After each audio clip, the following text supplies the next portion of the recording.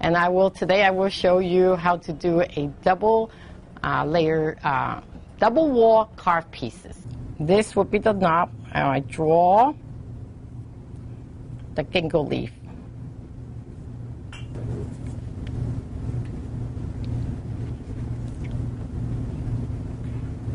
Okay, I will, with the knob, I know exactly where the gingle leaf's gonna lie, so I would draw the leaf right into the lid.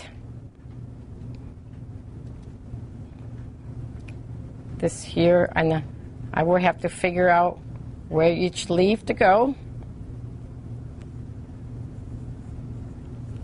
Roughly. And then this will be the third leaf.